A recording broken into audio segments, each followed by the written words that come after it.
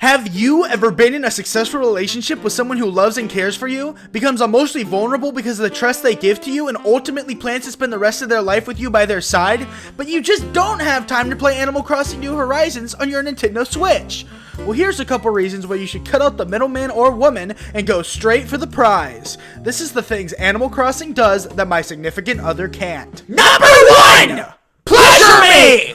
So, here's a little science for you people at home. There's this little neurotransmitter that your body makes known as dopamine. It goes through your nervous system and plays a big part in one objective: experiencing pleasure. When you walk down the beach and you see the wonderful world around you as the sun hits your delicate skin, you produce dopamine. When you turn in that long, hard assignment in the class and you get an A+, you produce dopamine. When you're driving down the back road, snorting cocaine with your friends in the middle of the night and you accidentally kill a bystander, you load him into the back of your car and bury him far away where no one will ever find him, but then you start getting paranoid that one of your friends will snitch and you'll be sent to jail for the rest of your life, so you knock out both of your friends, tie them down in your basement, and hope that they die. Now fully aware that your horrible crimes will go unnoticed by a court of law, you produce dopamine. Up until you hear their cries for help and you fall on your knees and begin to cry at the horrible sins you just committed.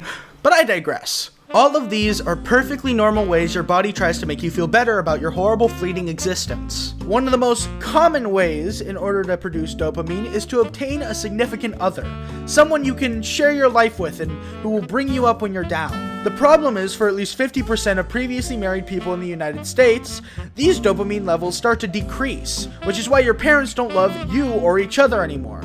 The reason for this is repetition. When your parents first wake up next to each other, they get a sense of happiness, joy, emotional stuff. But after doing it every day for 30 years, it can get a little old. The same could be said with couples, even earlier for some. It might only take 5 years, 3 years, 6 months, 4 weeks for some to get bored with the person that they said they gave their heart to. Sadly, like the rising and setting of our sun so bright, your girlfriend and boyfriend will want to always be there to talk and hang out and go to the mall. Animal Crossing, however, was designed so that your dopamine levels continue to elevate as you play. Every activity produces dopamine at a faster pace. Even when you're faced with repetitive acts such as fishing, catching bugs, or selling those fish and bugs at Nook's Cranny, something will come out of nowhere and push your dopamine through the roof! And let's say you're put in a position where you have to wait a whole day just to get something built, essentially being teased and edged by this naughty game. No need to fear. You could just time skip on your Switch and dom that game the way your girlfriend wouldn't let you. Number 2! Have a sense of humor! Going into my relationship, I had several concerns going through my mind. I was often paranoid about if I would even find joy in the humor my girlfriend made, or if I'd have to stick it out and stomach her horrendous attempts at comedy.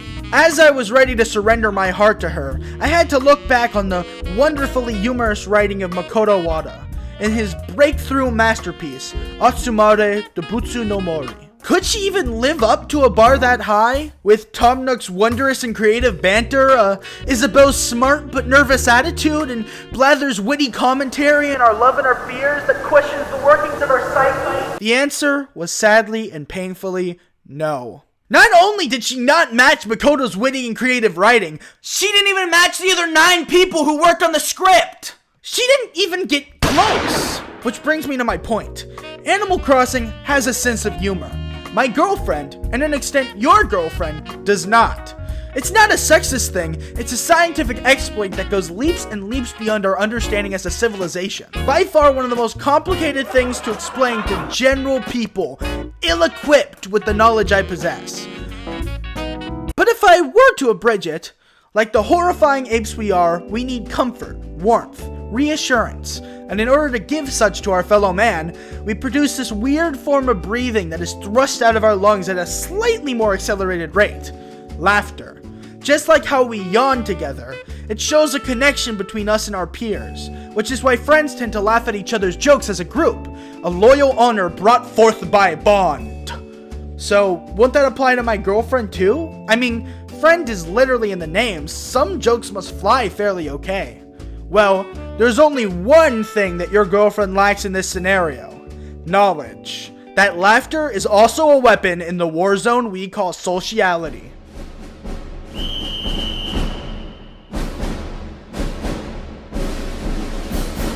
When you're with your bros at the lunch table eating Crispitos, from an outsider's perspective, you're nothing more than friends enjoying your lunch and cracking some morally questionable jokes. But internally, you're partaking in the modern-day equivalent of a gladiatorial battle. One-up after another one-up, you ride your steed into the battle of social destiny. Your goal? To be funnier than everyone in the table and make them all think you're the coolest thing since Animal Crossing New Horizons. You must pull down anyone in your sight, even those you trust. Experience total crab mentality. Your battalion flanks to the left as you make fun of your fat friend. You snipe from behind as you go for every little insecurity they have at bay, only defending when 100% necessary by calling their jokes bland and unfunny. What I'm saying here is, Makoto Wada is a strategical genius who could bring the most dull, emotionally scarred tyrant alive to his knees and beg for more. My girlfriend, however, is not. I'd lost hope the moment that she started quoting Vines. I could have stomached the, dare I say, cringe. But I thought yelling and pestering her about it would do the trick. Look at this. Look at this. You got the, let me give you the tour. Let me give you the MTV Cribs tour. So you got the sand floor to walk on over here, and you got the background, which is moving. Think about that. Think about repainting your wall every single millisecond so that it gives the illusion of motion. This is the digital clock. That's how, I don't know military time, so it's kind of useless. My Nintendo Switch, my mom gave that one to me. That's my electric guitar. I don't know how to play that. This is my book. This is electronic work. It looks like I know what I'm doing. That's a grasshopper head up there. It's so you guys know that I'm a fan of Kamen Rider. This is my board to where I put all of my Pizzagate conspiracies up to try and link all of the people who are connected to Jeffrey Epstein. So this is my wardrobe. Pants. Number 3! Shut up! What makes certain people extroverted as opposed to introverted? Well, first of all, it does come with some perks. You're friendlier, more approachable, more fun to talk to, you have great willingness to share, and moreover, more social people ultimately feel comfortable around you, and you feed off that energy like some parasitic relationship. The only downside is that you can be annoying. Okay, this is kind of unscientific of me, but has there ever been anyone like super annoying and you just kind of wanted to like, you know, like give him a little bit of like.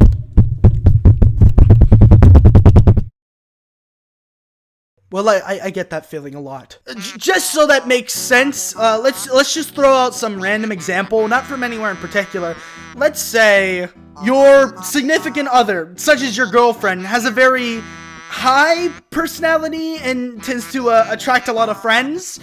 And you know, she enjoys hanging out with them so much, constantly, that you start to feel a little unwanted. So you do the reasonable thing in this position and you just tell her, you know, just a nudge, hey, you can't see your friends anymore. You know, just a friendly little warning, nothing more.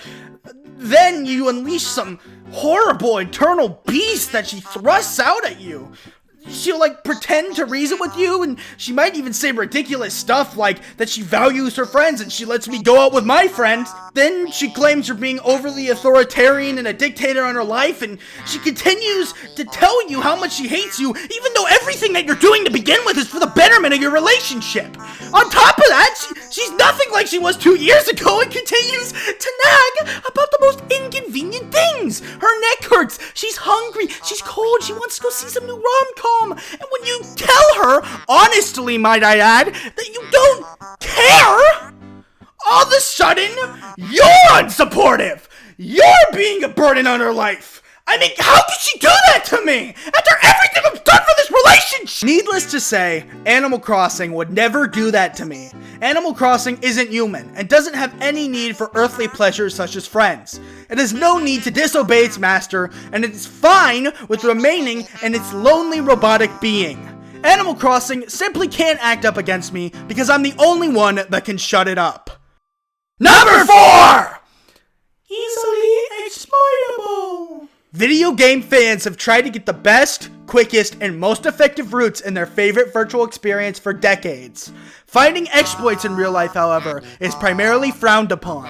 When you try to exploit traffic by ramming your car into others to get to work faster, you go to jail. When you try to exploit the economy by scamming others out of their money when you gain the trust of the secretary at the bank and abuse that trust to funnel all the money into your savings, you go to jail.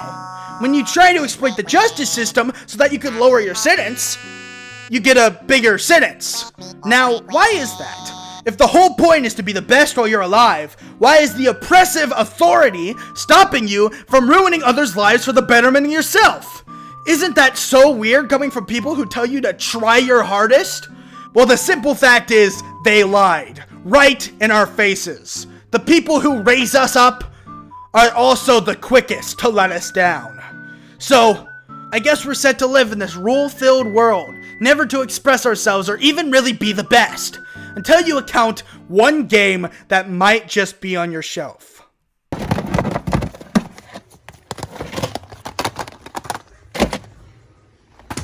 I bought it on digital. Animal Crossing New Horizons. Have I mentioned this game yet? It's perfect. You can do anything. Want to take your anger out on this tree? Hell yeah! Want to bully ugly villagers until they leave and you never see them again? Well, be my guest. There's tons of exploits and fun things to do in this game. It's no wonder I spent 60 bucks on it. Finding random gold spots in the ground to plant money trees, crafting items so they sell at a better price than on their own, using Nook Miles to completely obliterate a small defenseless island so you can expand your Animal Crossing micronation and take over the entire Animal Crossing community? And if I ever get bored of waiting, I could just commit unspeakable crimes. And hell, if I'm really in the need for money, I could just grab my shovel and look for the random rock of the day. If I hit it with my shovel, I could get up to 15,000 bells. When I hit my girlfriend with a shovel, all I get is arrested. Number 5!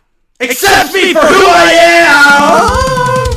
I feel like I can't go one day without being judged for something by my girlfriend. My looks, my ideals, my attitude, which is apparently scummy and rude. She thinks she has the right to do that to me, like, because I do it to her? Sometimes I'm just done with her.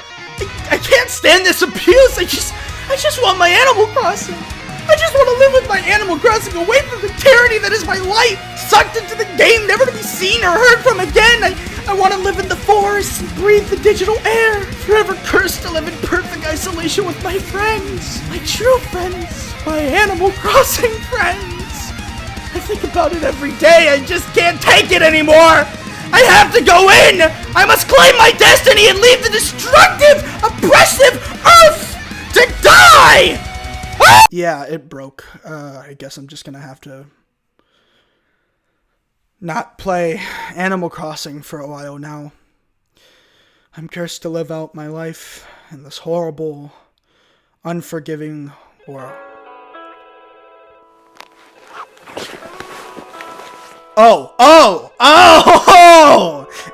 It's my girlfriend. Make that number 6. Calls me in the middle of my videos. I can't believe this. I can't. Hey, I'm in the middle of making a video. What do you want? Hey, I don't think I can go through with this relationship anymore. Wait, are you serious? Are you serious? Yeah, I've been thinking about it for a while, and I just can't stand you the way I used to. You let things that aren't real dictate your thoughts on me, and I can't take it anymore. I'm sorry to say this, but we're breaking up. Goodbye. No, wait, no, you can't do this to me. Honey, sweetie, babe, please don't go. Please don't go. You're the only thing I have left. Please, I'm begging you. No. Are you kidding me? No, this can't be real. Please answer the phone. I'm actually begging. Oh no. This can't be happening.